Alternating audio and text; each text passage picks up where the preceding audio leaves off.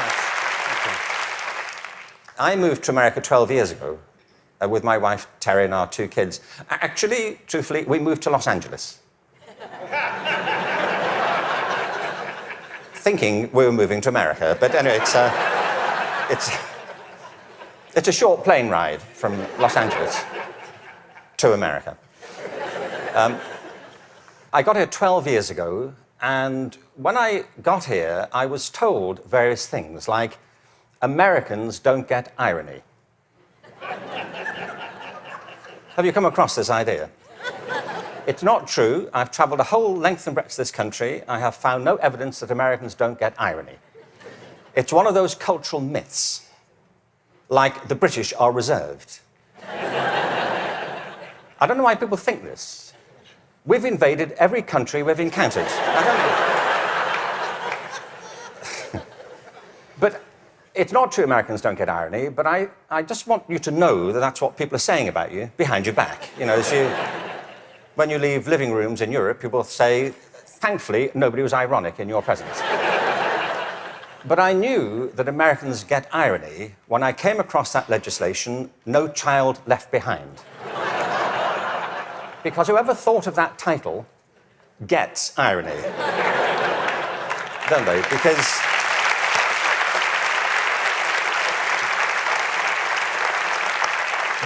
Because it's leaving millions of children behind.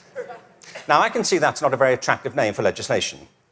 Millions of children left behind. I can see that. What's the plan? Well, we propose to leave millions of children behind, and here's how it's going to work. And it's working beautifully. In some parts of the country, 60% of kids drop out of high school. In the Native American communities, it's 80% of kids. If we halved that number, one estimate is it would create a net gain to the US economy over 10 years of nearly $1 trillion. From an economic point of view, this is good math, isn't it? That we should do this. It actually costs an enormous amount to mop up the damage from the dropout crisis. But the dropout crisis is just the tip of an iceberg. What it doesn't count are all the kids who are in school but being disengaged from it, who don't enjoy it, who don't get any real benefit from it. And the reason is not that we're not spending enough money. America spends more money on education than most other countries. Class sizes are smaller than in many countries. And there are hundreds of initiatives every year to try and improve education. The trouble is, it's all going in the wrong direction. There are 3 principles on which human life flourishes, and they are contradicted by the culture of education under which most teachers have to labor and most students have to endure. The first is this, that human beings are naturally different and diverse. Can I ask you, how many of you have got children of your own? Okay. Or grandchildren?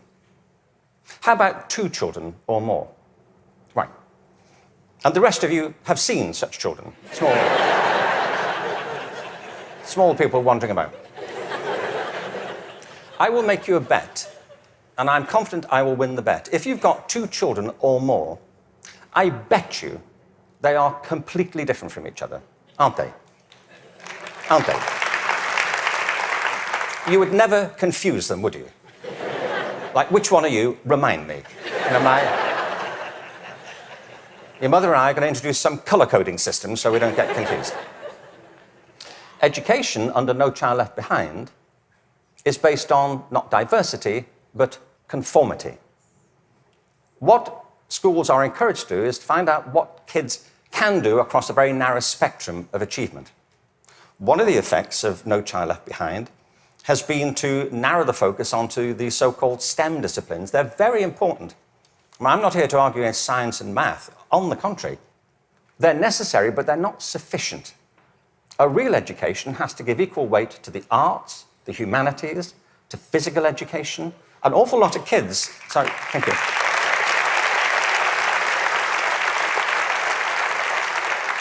One estimate in America currently is that something like 10% of kids getting on that way are being diagnosed with various conditions under the broad title of attention deficit disorder, ADHD. I'm not saying there's no such thing. I just don't believe it's an epidemic like this. If you sit kids down hour after hour doing low-grade clerical work, don't be surprised if they start to fidget, you know.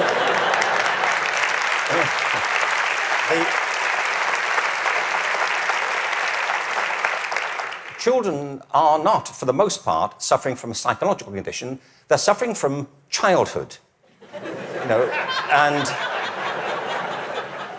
and I know this because I spent my early life as a child. I went through the whole thing. And kids prosper best with a broad curriculum that celebrates their various talents, not just a small range of them. And by the way, the arts aren't just important because they improve math scores, they're important because they speak to parts of children's being which are otherwise untouched. The second... Sorry, thank you. The second principle that drives human life and flourishing is curiosity. If you can light the spark of curiosity in a child, they will learn without any further assistance very often. Children are natural learners. It's a real achievement to put that particular ability out or to stifle it. Curiosity is the kind of engine of achievement. Now, the reason I say this is because one of the effects of the current culture here, if I can say so, has been to deprofessionalize teachers. There is no system in the world or any school in the country that's better than its teachers. Teachers are the lifeblood of the success of schools. But teaching is a creative profession. Teaching properly conceived is not a delivery system. You know, you're not there just to pass on received information. Great teachers do that. But what great teachers also do is mentor, stimulate, provoke, engage. You see, in the end, education is about learning. If there's no learning going on, there's no education going on. And people can spend an awful lot of time discussing education without ever discussing learning. The whole point of education is to get people to learn. A friend of mine, an old friend, actually very old, he's dead. That's as old as it gets, I'm afraid. So, but a wonderful guy, he was. A wonderful philosopher. He used to talk about the difference between the task and achievement senses of verbs. You know, you can be engaged in the activity of something, but not really be achieving it. It's like dieting. It's a very good example, you know. There he is, he's dieting. Is he losing any weight? Not really. Teaching is a word like that. You can say, there's Deborah, she's in room 34, she's teaching. But if nobody's learning anything, she may be engaged in the task of teaching, but not actually fulfilling it. The role of a teacher is to facilitate learning. That's it. And part of the problem is, I think, that the culture of, the dominant culture of education has come to focus on not teaching and learning, but testing. Now, testing is important. Standardized tests have a place. But they should not be the dominant culture of education. They should be diagnostic. They should help. You know,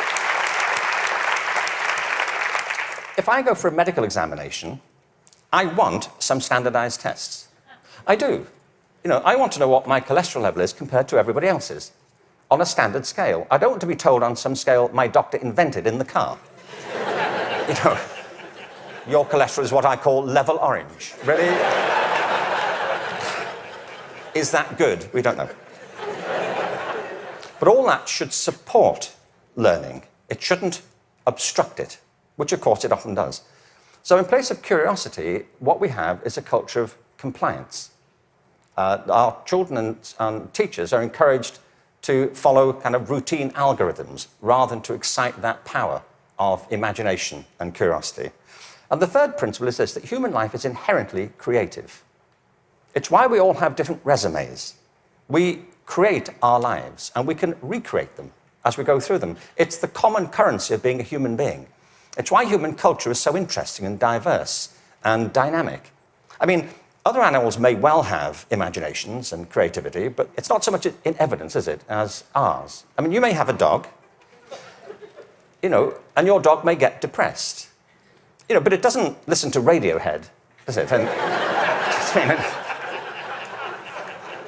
sit staring out the window with a bottle of Jack Daniels.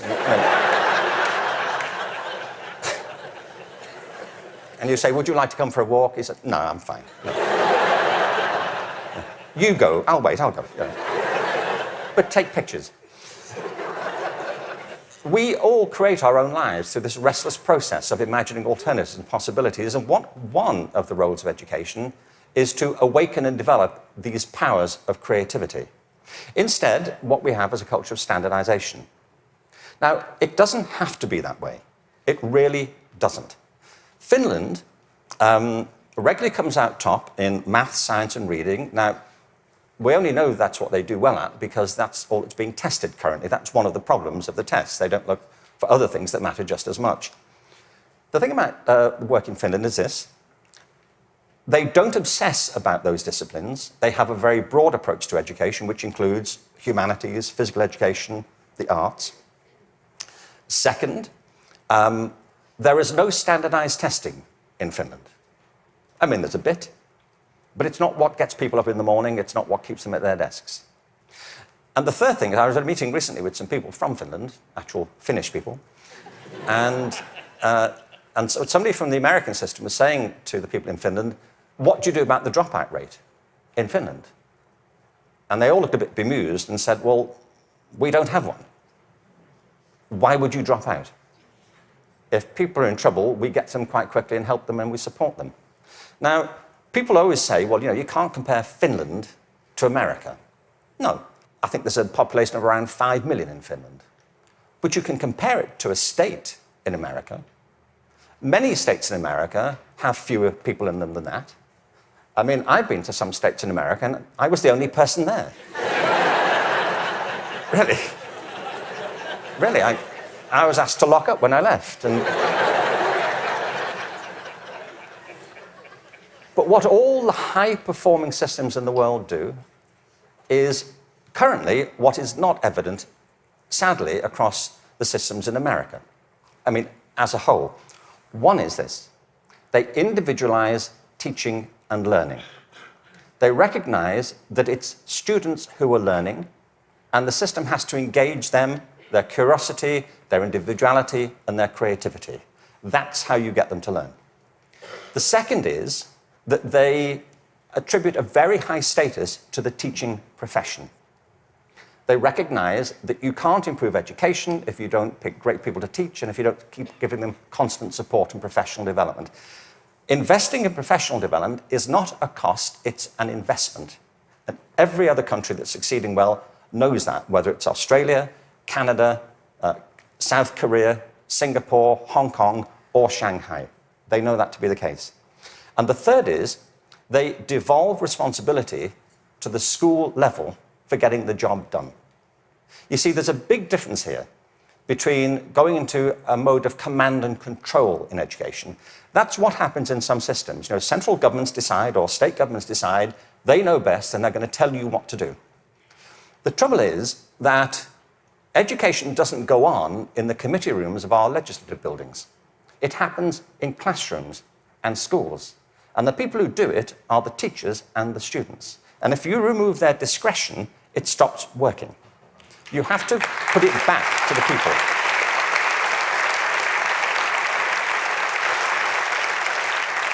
There is wonderful work happening in this country. But I have to say, it's happening in spite of the dominant culture of education, not because of it. It's like people are sailing into a headwind all the time.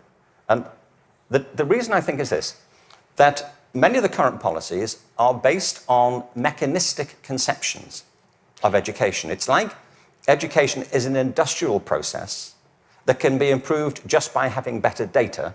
And somewhere in, I think, the back of the mind of some policymakers is this idea that if we fine-tune it well enough, if we just get it right, it'll all hum along perfectly into the future. It won't, and it never did. The point is that education is not a mechanical system, it's a human system. It's about people. People who either do want to learn or don't want to learn. Every student who drops out of school has a reason for it. which is rooted in their own biography.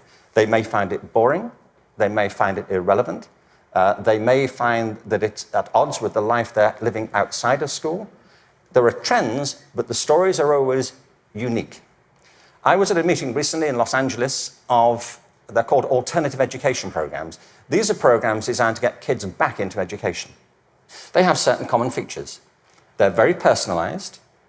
They have strong support for the teachers, close links with the community, and a broad and diverse curriculum, and often programs which involve students outside school as well as inside school. And they work. What's interesting to me is these are called alternative education. You know? And all the evidence from around the world is if we all did that, there'd be no need for the alternative.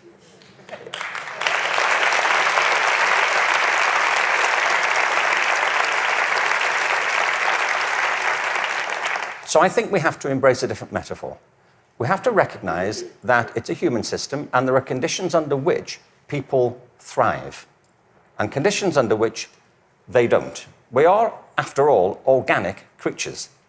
And the culture of the school is absolutely essential. Culture is an organic term, isn't it? Not far from where I live is a place called Death Valley. Death Valley is the hottest, driest place in America, and nothing grows there. Nothing grows there because it doesn't rain, hence Death Valley. In the winter of 2004, it rained in Death Valley. 7 inches of rain fell over a very short period. And in the spring of 2005, there was a phenomenon. The whole floor of Death Valley was carpeted in flowers for a while. What it proved is this, that Death Valley isn't dead. It's dormant. Right beneath the surface are these seeds of possibility, waiting for the right conditions to come about. And with organic systems, if the conditions are right, life is inevitable. It happens all the time. You take an area, a school, a district, you change the conditions, give people a different sense of possibility, a different set of expectations, a broader range of opportunities. You cherish and value the relationships between teachers and learners. You offer people discretion to be creative and to innovate in what they do. And schools that were once bereft spring to life. Great leaders know that. The real role of leadership in education, and I think it's true at the national level, the state level, at the school level, is not and should not be command and control. The real role of leadership is climate control, creating a climate of possibility. And if you do that, people will rise to it and achieve things that you completely did not anticipate and couldn't have expected. There's a wonderful quote from Benjamin Franklin. There are 3 sorts of people in the world. Those who are immovable, people who don't get it, they don't want to get it, they're not going to do anything about it. There are people who are movable, people who see the need for change and are prepared to listen to it. And there are people who move, people who make things happen. And if we can encourage more people, that will be a movement. And if the movement is strong enough, that's, in the best sense of the word, a revolution. And that's what we need. Thank you very much. Thank you very much.